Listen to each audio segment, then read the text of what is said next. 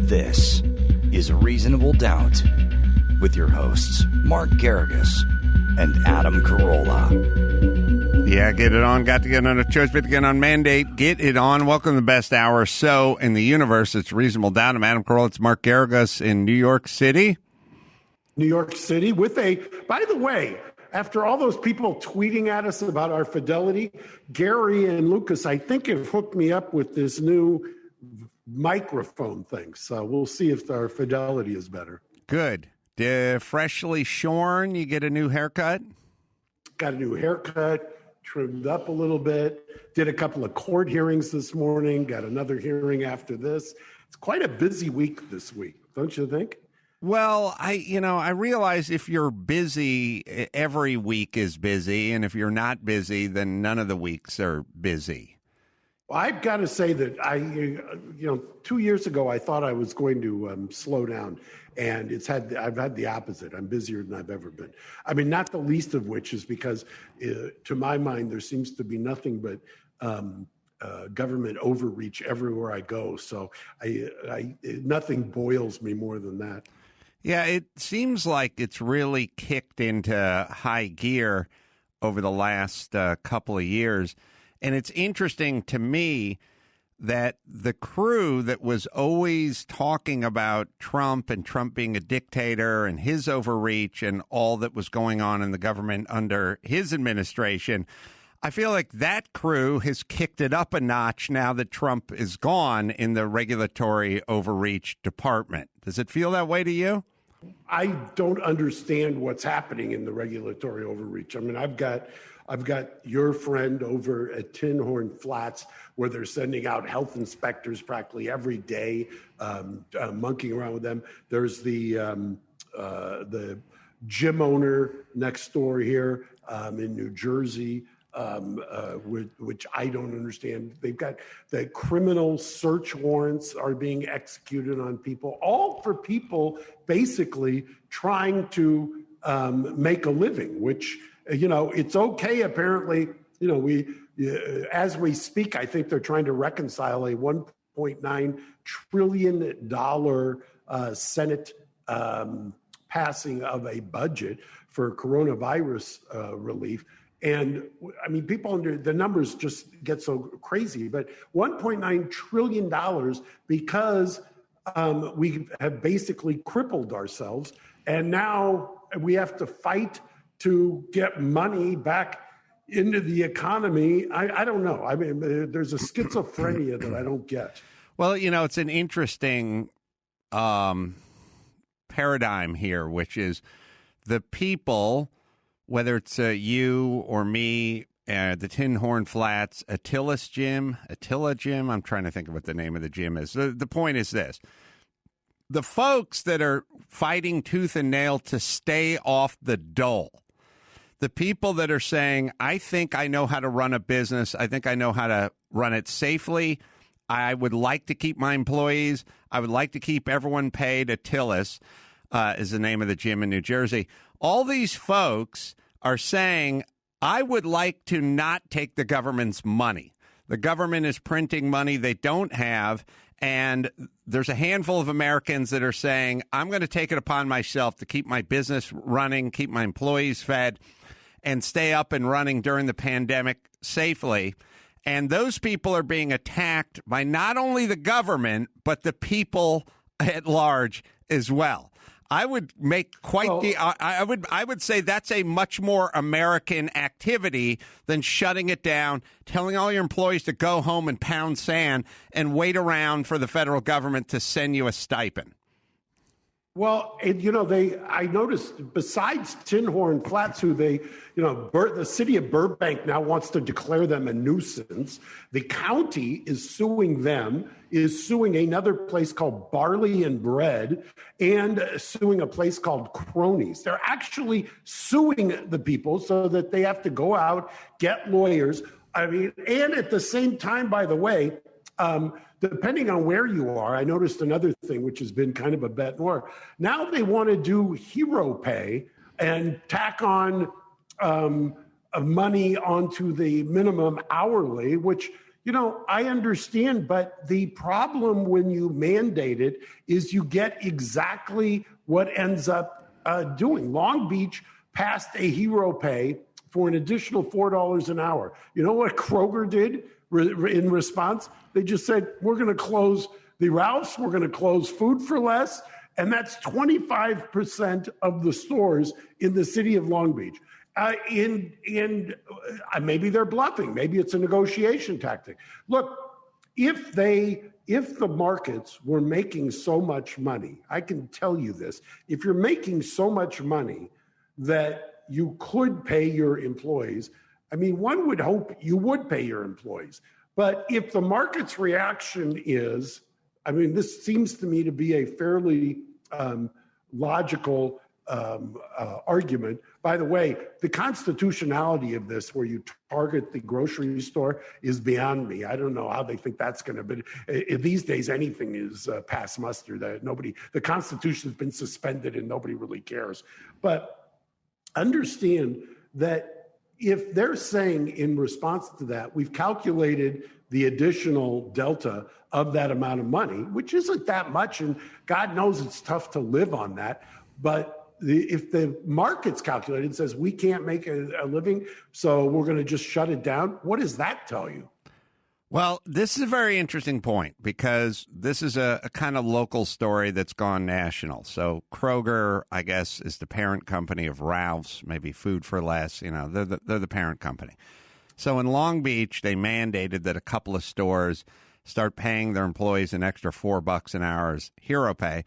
I would kind of argue that if the government wants these employees to have another $4 an hour, then the government should pay them another $4 an hour, not the store owner. But I don't like the mandate and overreach of the government and the destruction of the Constitution. But the argument is, by the advocates, these stores, these entities, they're making record profits. They can afford it, so on and so forth. And why don't they pay their employees another $4 an hour if, in fact, they're making record profits and they can afford it? The stores are pushing back and saying, yeah, we're making a lot of profits, but a lot of that money's going into mitigation and all the stuff that we need to do to be COVID compliant.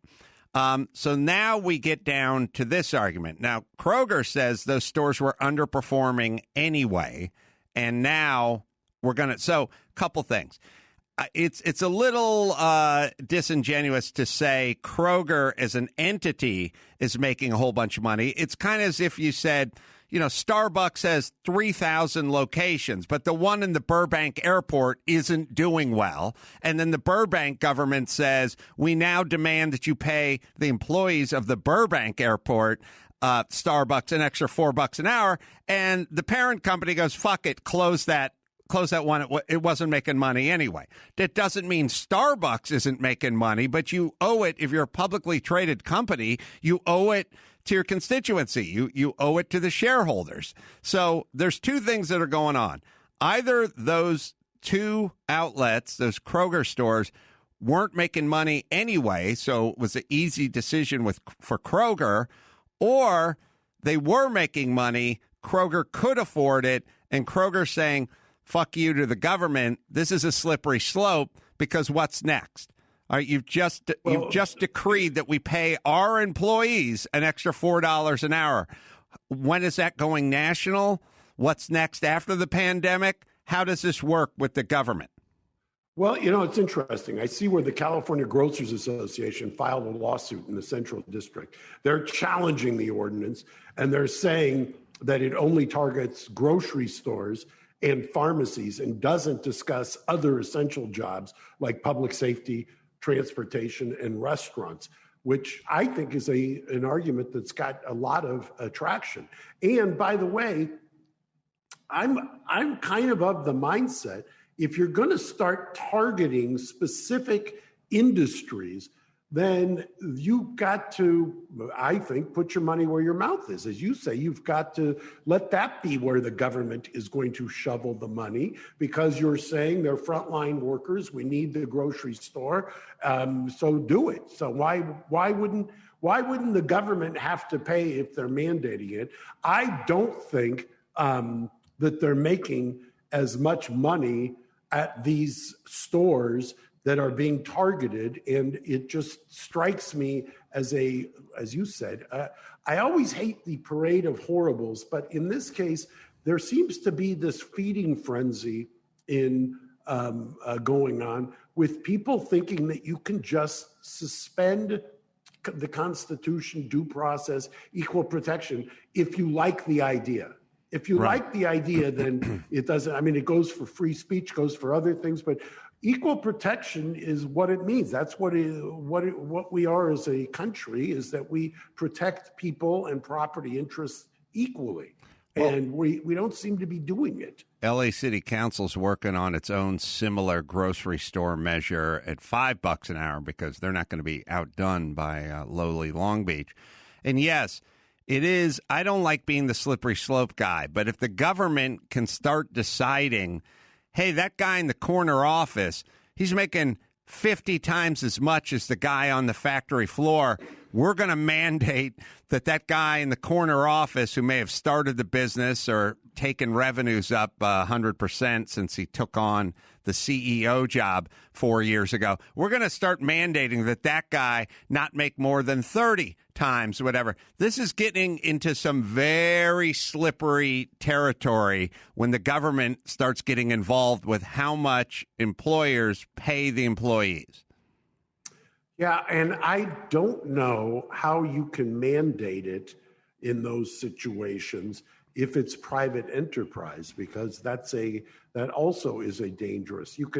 I understand the argument that if you're taking federal funds, or if you have, for instance, a federal or a state contract, that they're, part of the trade-off, so to speak, is you have to comply. I mean, that's always been the law on these things, where there's prevailing wage, for instance, is you have to pay a prevailing wage if, in fact, you're going to do the contract. So you build it into the contractual kind of what your profits are, what your costs are, and the revenue is. And then you say, either I'm going to do it or I'm not going to do it.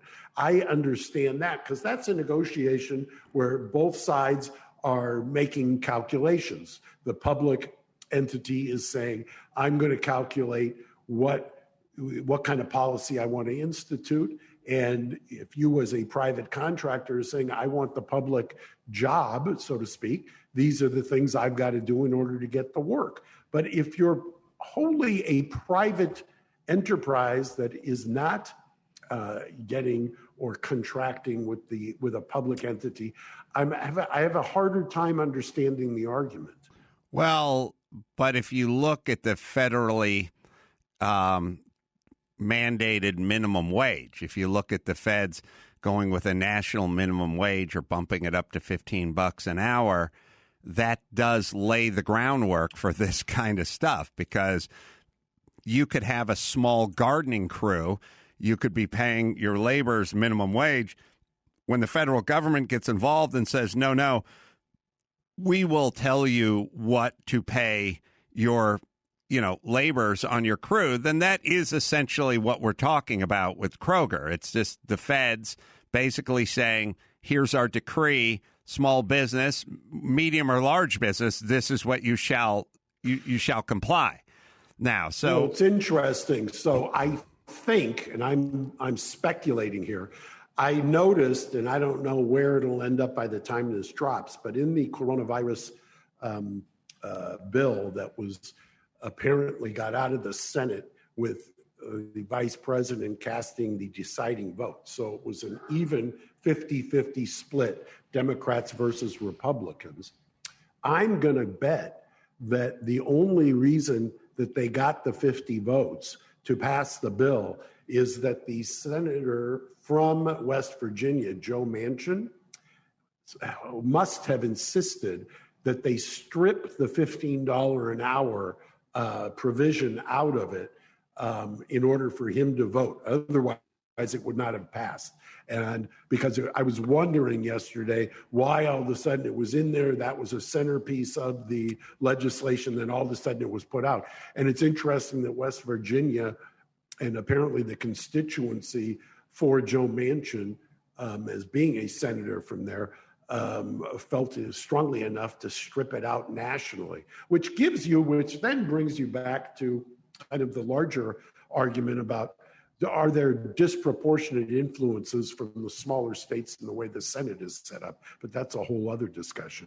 I don't know why the federally mandated minimum wage doesn't factor in the difference between living in New York at $15 an hour and living in Mississippi for $15 an hour.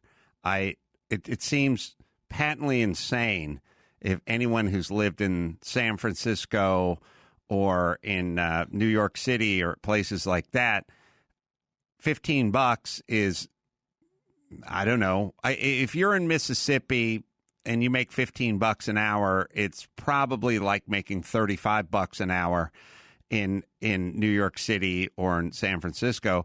Also, what I've figured out when I was going in San Francisco, walking along the Fisherman's Wharf, there's an In-N-Out burger that's right on the wharf in San Francisco, and they had a sign out that said hiring, and it was like $18 an hour. Now, because if you are in the city of San Francisco, that's what it's going to take to get someone to work at your In-N-Out burger. You go to Louisiana and you put $18 an hour out in front of your burger joint, and you're going to have a line going around the block. You know, it's true. I find also that there is something to be said for the amount of pay and the quality of the worker. I mean, there is it's besides geographical, it appears that you get at least my experience, I don't know, you have the same thing. Do you find that people who get paid more, or if you pay more, you tend to attract a better quality applicant, so to speak? Yeah, I do think in general that's true. But if you just make the floor $15 an hour, then you're going to get whoever the shitty employee was at $9 an hour. They'll just be getting $15 an hour.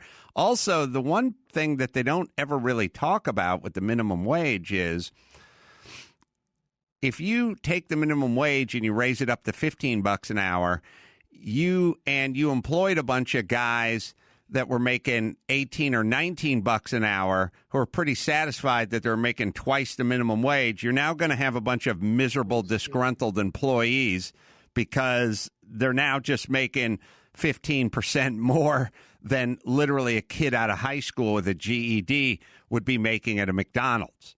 You know, they don't really talk about that part where if you have some guys with some skill and some experience and you're paying them $20 an hour and their jack-off nephew who just quit high school can go to an Arby's and make almost essentially what this guy could make, who may have maybe a skilled fill-in-the-blank. Now that guy's going to go, well, fuck this. If my retard cousin's going to make $15 an hour and I've been at this job for 20 years or 15 years or whatever it is, I'm getting $21 an hour. I want $30 an hour. I mean, it all becomes relative, right? Yeah, it's exactly right. I mean, it's exactly right. What are they talking about with tip? They're even talking about with restaurant servers and stuff, right? The ones who get tips. And this is another thing. I think that the back of the house, I've always wondered in a restaurant. The house, in a restaurant. I've always wondered, because there are jurisdictions, I think Rhode Island is one, where the minimum wage goes down if you're getting tips. And so that the interesting thing is generally you're hard pressed to find servers who are declaring the tips. It's an amazing thing when the tips are on the credit card, they get declared. When the tips are in cash. For some reason, they don't get declared. I don't know why that phenomena is. You have an explanation for that? It's couldn't shocking, begin. right? I have a vivid imagination, and I couldn't even begin to cobble together a theory. It's so much fun, I'll tell you. So, I've been fascinated also this week with the impeachment, because they filed this week, the House managers filed their response, a fairly detailed response. The lawyers who are representing Trump have filed what was a much less or a robust yet more streamlined response. Mm-hmm. Trump has declined the invitation to testify under oath. And I suspect the reason why is that his lawyers are telling him that why would you ever testify under oath as long as you didn't pardon yourself or step down and have Pence pardon you? And why would you put yourself in harm's way unnecessarily when you're not in charge of the DOJ anymore, and when there's other state prosecutors who may be looking at you? The interesting thing about this constitutionality argument, where they voted, 45 Republicans voted that it was unconstitutional to try a president who's no longer in office. If I'm not mistaken, there have been trials of impeachment of federal officials who were no longer in office, who refused to resign. So I don't know, but the only way to test that is if there's a conviction, obviously, or there's some penalty. For instance, if they were to convict and then with a majority vote that Trump couldn't hold office again, then you'd be able to test that. But I don't think that we're ever going to get an answer to this on the constitutionality question. On that subject, I heard on the ride in that there was some pending litigation about trying to take some of the Trump attorneys and get them disbarred. Right. And also, my friend Lynn Wood is apparently being investigated for illegally voting in Georgia.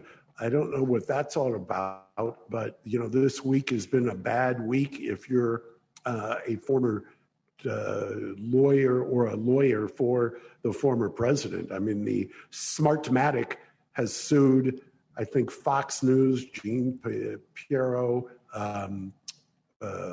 Sidney Powell, and Rudy Giuliani for billions of dollars. And boy, would I love to have a front row seat to some of the motion hearings in that case, right? Well, in a way, and I think probably you could add the MyPillow guy in that group too.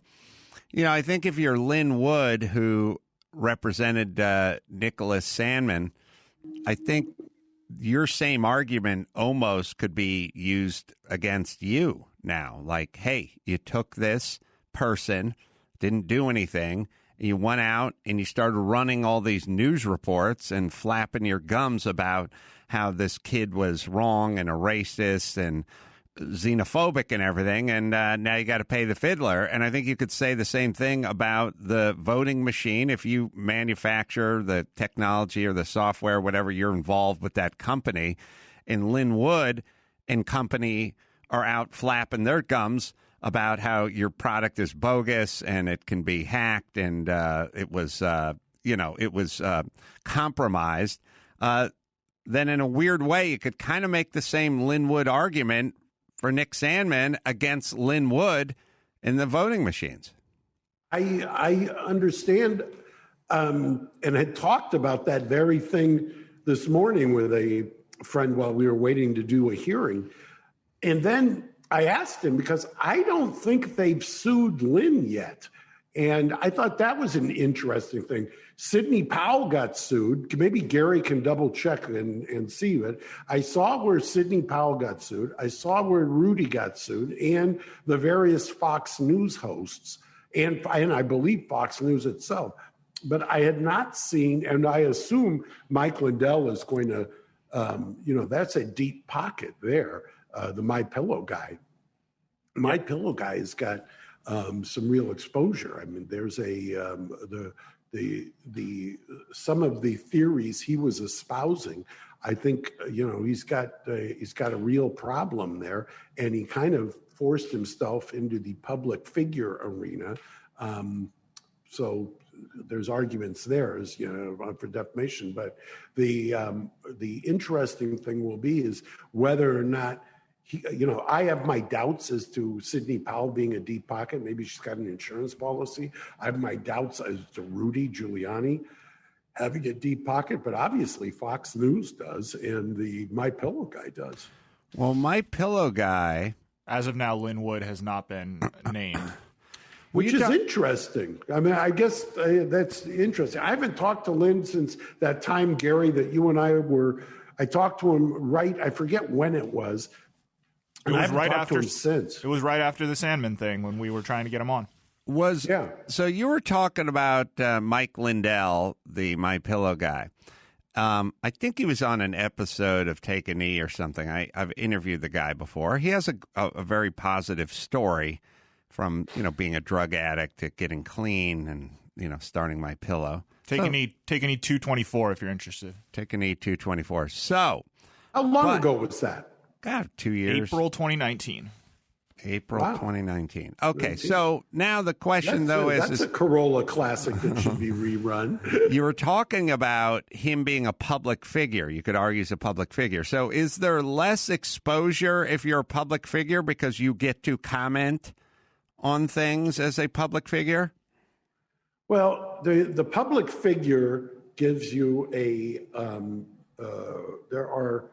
there are certain hurdles, so to speak, for defamation, and public figure will raise the hurdles, the malice being one of them. But here, I think Smartmatic and Dominion, who's also previously sued, would say that the malice is apparent. They were trying to do damage by the statements. I think that's they were trying to get people to believe with malice that these statements about this were true, and that whether or not, and then there's going to be an argument, did they give them the opportunity to clear it up? Or then you may have the argument, and it can be a compelling argument.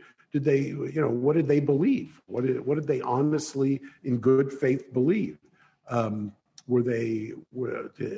they believe what they were saying, or did they not?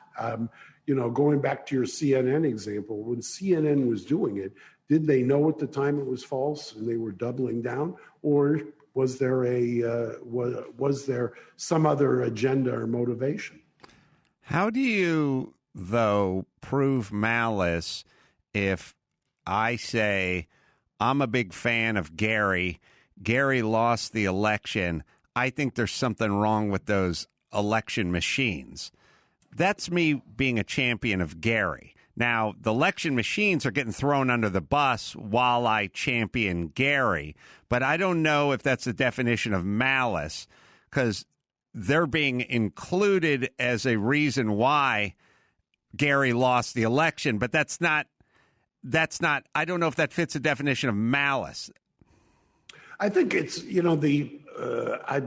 I think malice, like pornography, is it when you see it, to some degree, the old expression. But these things are all extremely textured and nuanced in the law, and there's decisions that are seemingly irreconcilable at times as to how to define it, what it really means. Malice, for instance, for malicious mischief is different than malice for premeditated murder, which can be different for malice in a civil proceeding. I mean, you can have all different definitions of malice that have, for malicious mischief, it can be to vex, annoy, or harass. For murder, it can be a much more heightened standard, a cold, malignant heart. For in the civil context, it can be something wholly different, and in between there, if you're ranking it in gradations. So it's very difficult. The interesting thing that I noticed was I think that the lawyers who were bringing the case for Smartmatic, Gary can find this, is I believe I read that they're the same lawyers who sued ABC for the pink slime thing that they did. And I believe that case settled for a substantial 9-figure amount. I mean, it was not insubstantial. What was the pink slime? Pink slime was, there was an ABC investigative piece. And I believe, Gary, if he pulls it up, can tell me, I think it was, they were talking about the beef byproducts. And there was demonstrably, apparently, false. And the damage model showed that it cost the industry a fortune. And I believe this was the same set of lawyers. ABC, there you go, Gary. Yeah, so pink slime lawsuit for $177 million, leaving the beef company feeling vindicated. In a way, in a weird way, it's kind of like the old Oprah, Dr. Phil trial when the beef industry went up against Oprah. What about schools reopening? Every day that goes by, I now feel that more and more people that used to be on the side of lock it down, shut it down, and throw away the key, even the most progressive of mayors, like your Lori Lightfoots of Chicago, more and more voices from the left are saying, come on, we need to reopen these schools. Still nothing in California or LA. Well, no, I think, Gary, what's the name of the LA city councilman? I think he did a press conference yesterday. I think it's Tom, got a blank on his name, said that LaBonge. he was... No, LaBonge just died. No, Didn't LaBonge just die? Yeah. Might have. Yeah. It's probably not the guy who's been dead for 7 weeks. Tom. Although he'd be an upgrade to Barbara Ferrer. Barbara, we're going to use Tom LaBonge's corpse to conduct this one. We just don't feel like you've been effective. And who's to say she's alive anyway? I'm not so sure she's alive. Sorry. Gary, what's the name of the city councilman? He just said yesterday he was going to take some action against LAUSD. I mean, if you can believe that the LA City Council is fed up. His name, one councilman. His name's Joe, and I think it's Busciano. Oh, Joe Busciano. Yeah. So, and he came out yesterday, and you're now seeing. I'm telling you, it's amazing what it takes for people to realize. People were asking, why are we talking about restaurants for every week for 4 or 5 weeks? Because there's certain tipping points. Restaurant outdoor dining was one of the tipping points. Schools, as you have been saying for the last 2 weeks, is a tipping point. Anybody who's got school-age children who see the damage that is happening here, when in the face of what seems to be no compelling reason to keep the kids out of school whatsoever. I mean, what is the argument for keeping the kids out of school if you're not just deciding to be pandered to? All of the evidence and data, I mean, God forbid anybody ever look at the evidence or the data, shows that that's not a vector of transmission. Well, a couple things, a whole bunch to get into. One is, I just talked to my son last night. I basically told him, look, I got to start teaching how to box or something. You got to get it. You got to get out. You got to socialize.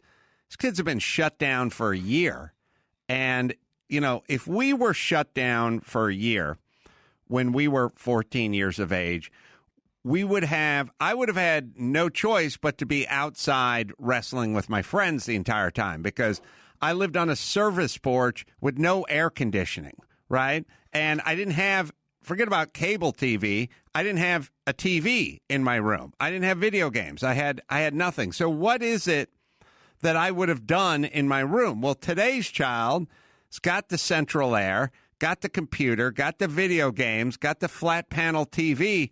A lot of these kids are just hunkered down in the room, and the paranoid moms aren't letting, because they've been spoon-fed all the doom and gloom by the media, not spoon-fed the truth, which is their young 14-year-old sons are in little to no danger from this disease whatsoever. Worry about your 89-year-old mom she's in danger. Your kid's not. The moms aren't doing the math. They're not letting the sons get out and play and be together. And it's going to be kind of a mass depression. You've removed a year. We're coming up to a year. So CDC has done the crunch the numbers. It is safe.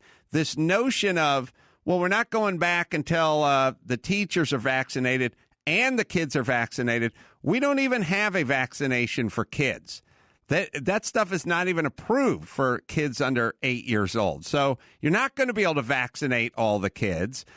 Everyone at Trader Joe's and everyone at the gas station and everyone in every other facet of life is essentially back to work.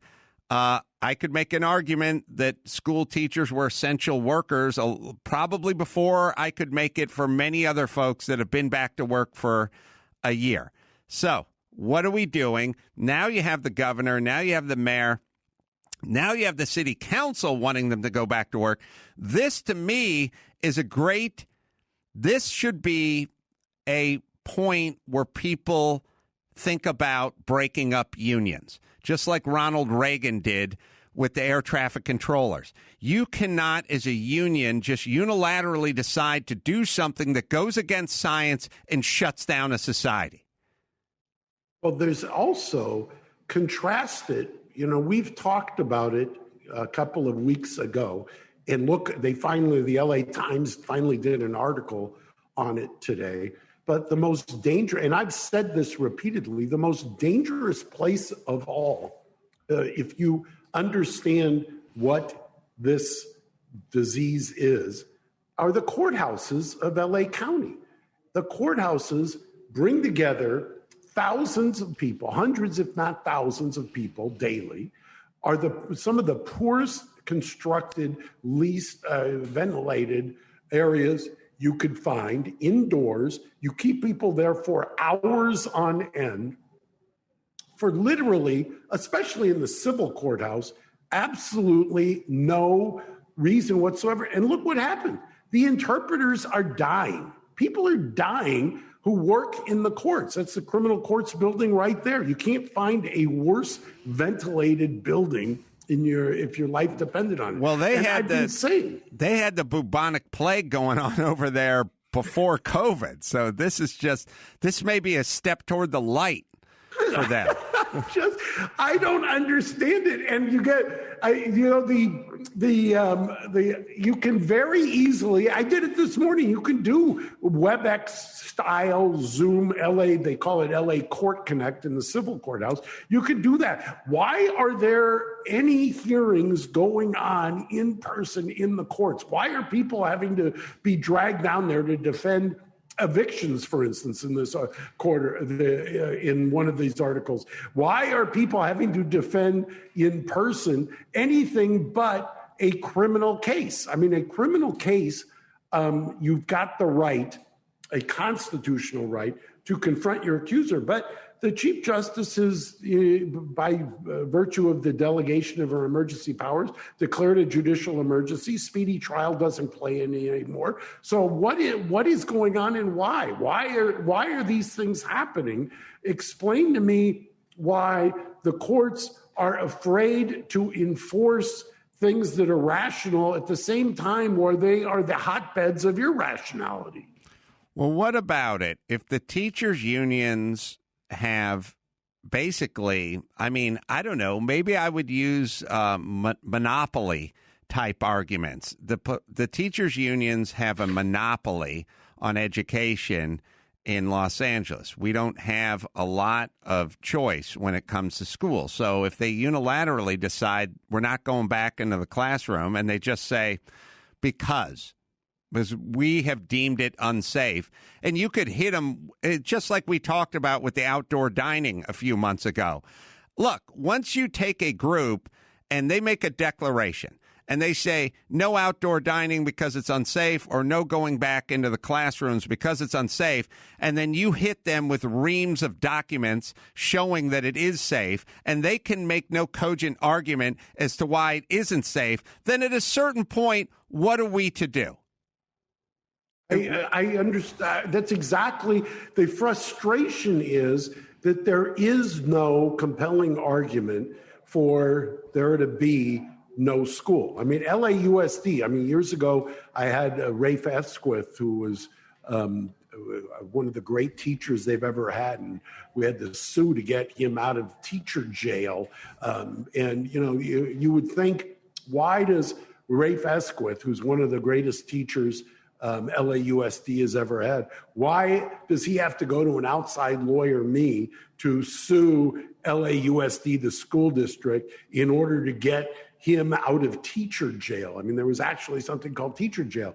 And I marveled at how the union could be so hardcore in certain areas and then just basically roll over in others. I mean, if the true kind of role of the union is to advocate for the teachers, and if you really believe that the teachers union was looking out for teachers, how would they ever allow a teacher jail? I mean, you know what I mean? Where you have to go report and you're banished there because of some Mickey Mouse accusation and you get no due process. It's mind-boggling to me. And so now you've got a teachers union, which apparently, in the face of a complete dearth of evidence, is apparently, I don't understand any other reason for it.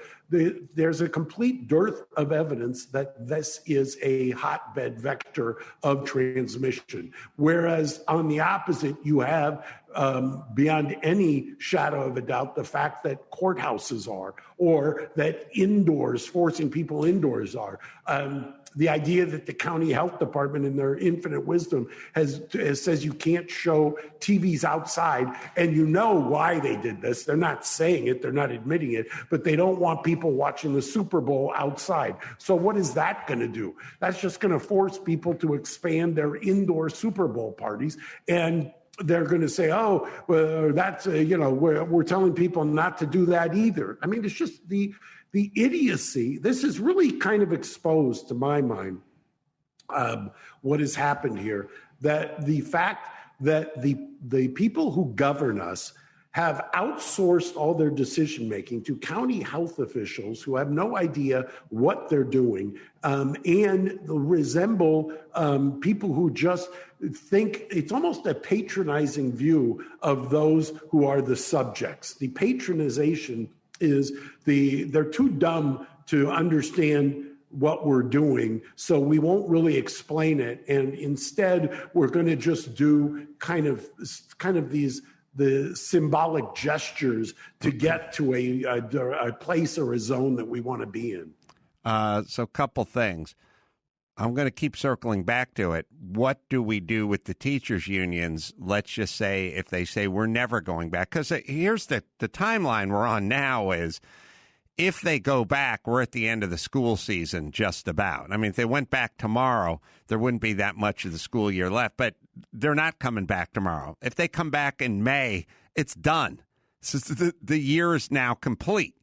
So at what point does Biden go full Reagan with the air traffic controllers, or does Newsom defy the people that are contributing most to him, which are the teachers' unions, and say, by decree, you must all go back, Monday the 15th?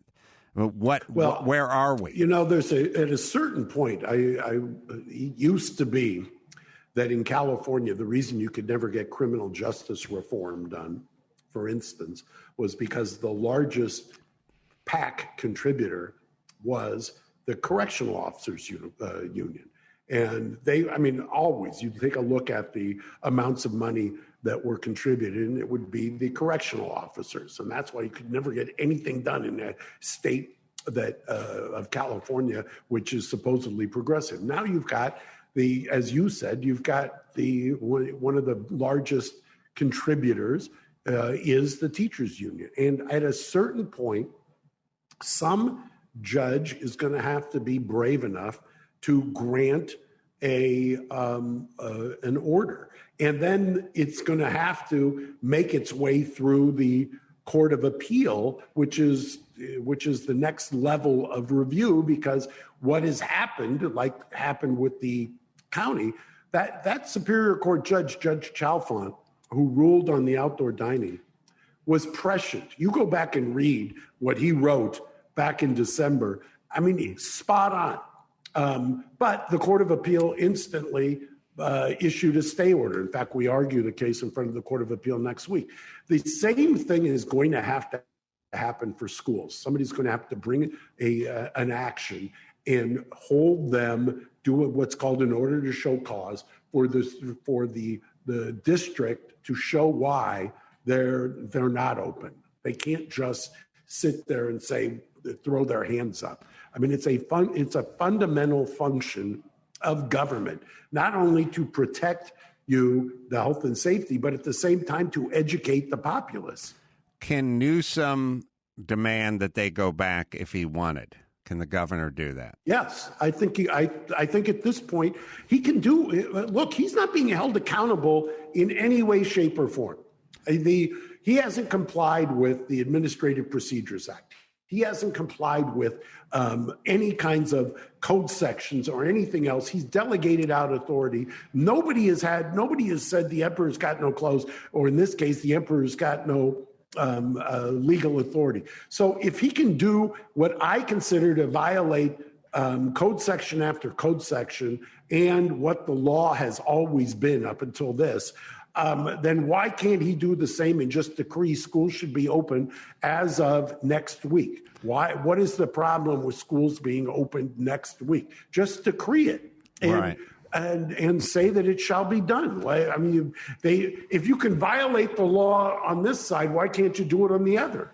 Yeah, I think he has come out and said that he'd like the schools to be reopened, and they should be, but he won't do anything about it because he's beholden to these unions. And, well, one could now argue this might be a time to look at some of the power that these unions, whether it's the correctional law enforcement, prison guards union or the teachers union, maybe as citizens, maybe we don't want this much. Maybe it doesn't behoove us to have them have this kind of influence over policy. Do you know? Well, there's a strong policy argument, and it'll be interesting to see if politically, because I believe the recall passed 1.4 million signatures in California as of, I want to say yesterday, and 1.5 is needed. But you remember from when we talked with Randy on this show that they're going to go for more so that if they get disqualified, they still have enough.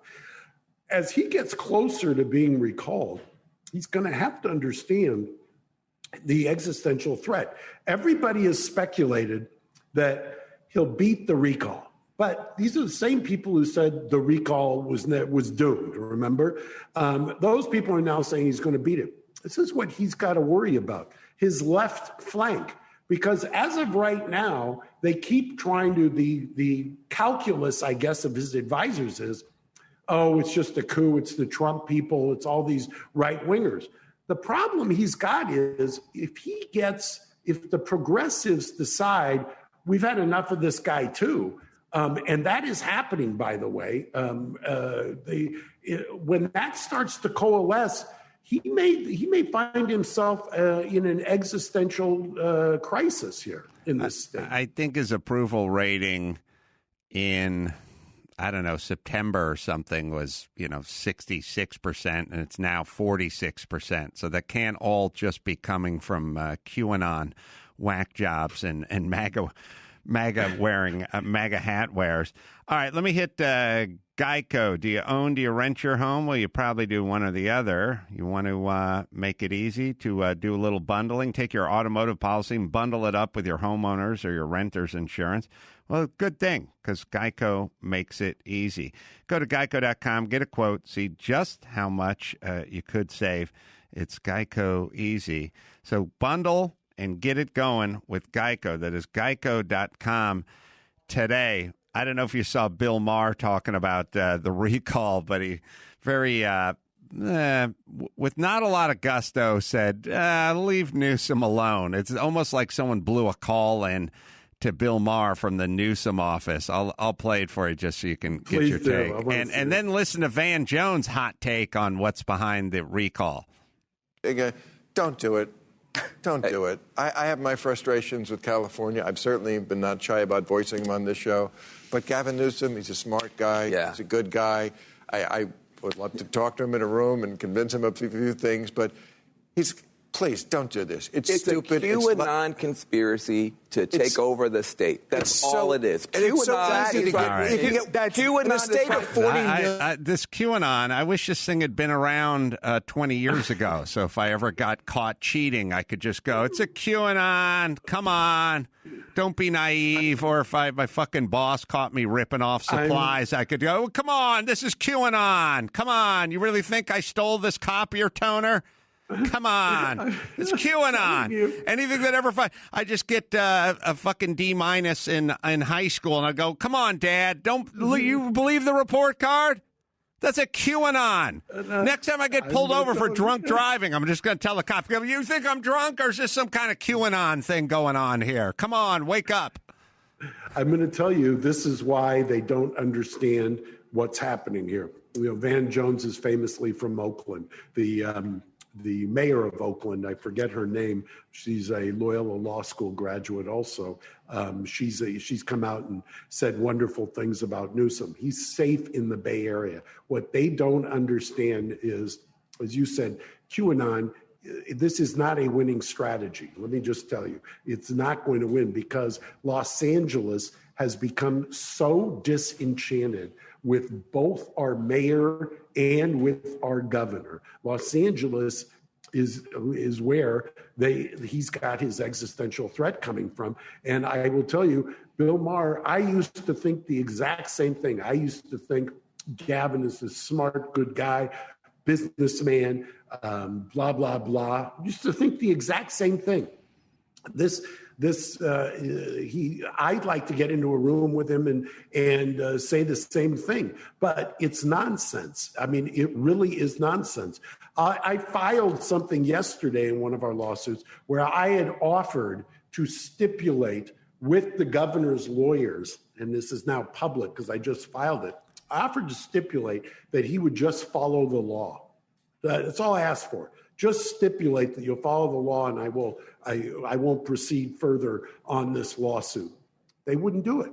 They refuse. We don't admit that we're not following the law, but we won't stipulate that we will follow the law.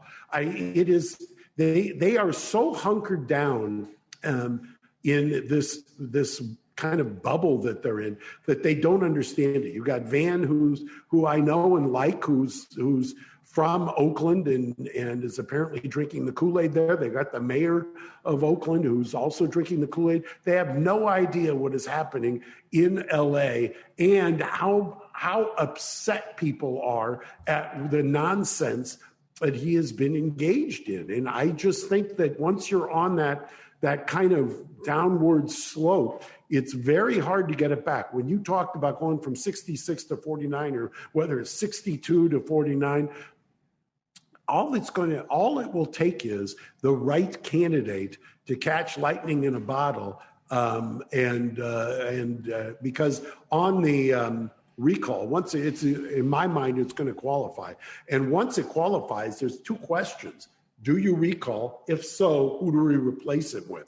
If there's the right candidate there, I think he's delusional if he thinks that people aren't going to do it. People are going to do it. They're fed up and they understand.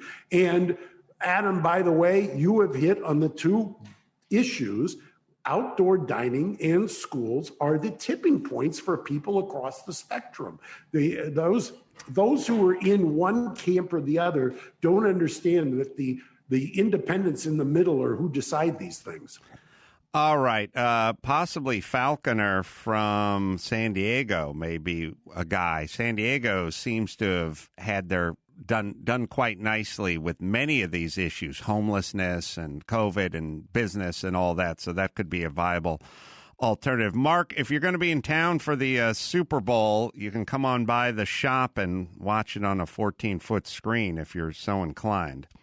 Fantastic. I should bring some to-go food. Yeah, you're going to be around? If I'm there, I'm there. All right. Well, I'll talk to you off the air about your Please availability. Do. All right. I'm going to be in February 26th, 27th, Oklahoma City, Bricktown Comedy Club doing stand-up. And then March 19th, 20th, Reno and Virginia Street Brew House. You go to amcarolla.com for all the live shows and subscribe to the YouTube page and watch a bunch of free stand-up there. So what do you got, Mark? We got Tenny's back open for outdoor dining, as is Engine Company 28. If you're in Palm Springs, stop by Elixir or Gigi's at the V. And if you're in New York, Prova at Grand Central Terminal and at the Moxie Hotel in Times Square. Come on by. So, till next time, Adam Carolla for Mark Garriga saying mahala. Thanks for listening to Reasonable Doubt.